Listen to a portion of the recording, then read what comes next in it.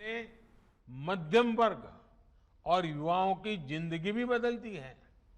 और हमारे ये जो आजकल ये जो मिलेनियल्स हैं,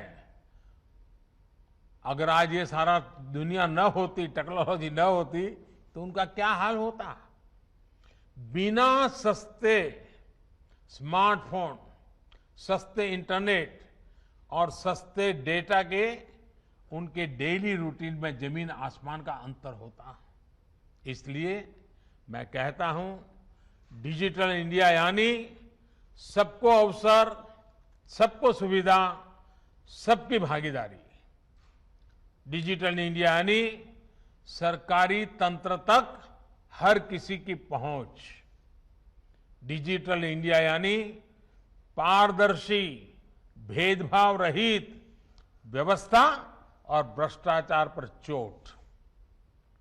डिजिटल इंडिया यानी समय, श्रम और धन की बचत।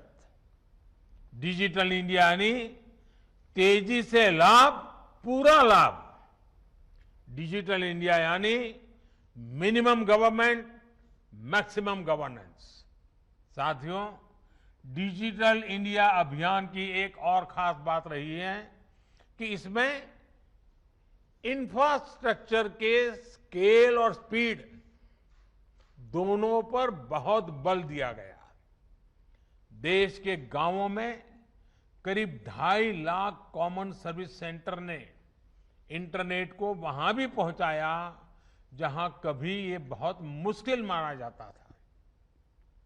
भारत नेट योजना के तहत गांव-गांव ब्रॉडबैंड इंटरनेट पहुंचाने के लिए मिशन मोड पर काम चल रहा है। पीएम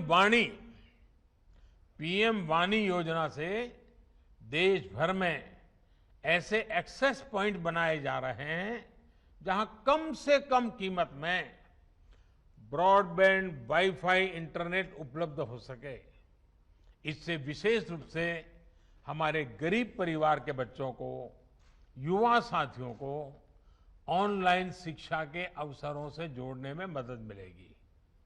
अब तो कोशिश ये भी है कि देश में सस्ते टैबलेट्स और दूसरे डिजिटल डिवाइस उपलब्ध हो सके।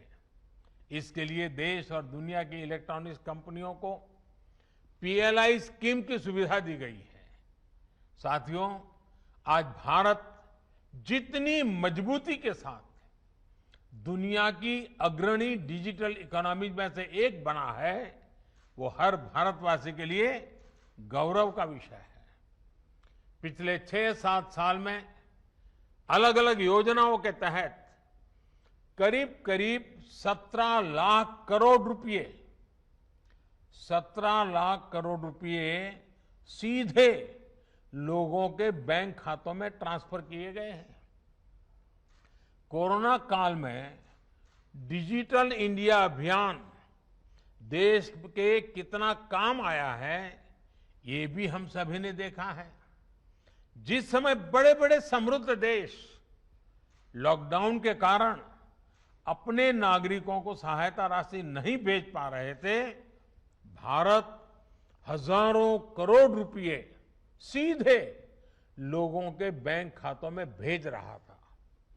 कोरोना के इस 1.5 साल में ही भारत ने विभिन्न योजनाओं के तहत करीब 7 लाख करोड़ रुपए डायरेक्ट बेनिफिट ट्रांसफर, डीबीटी के माध्यम से लोगों के बैंक अकाउंट में भेजे हैं। भारत में आज सिर्फ यूपीआई, भीम यूपीआई से ही हर महीने करीब 5 लाख करोड़ रुपए का लेन देन होता है।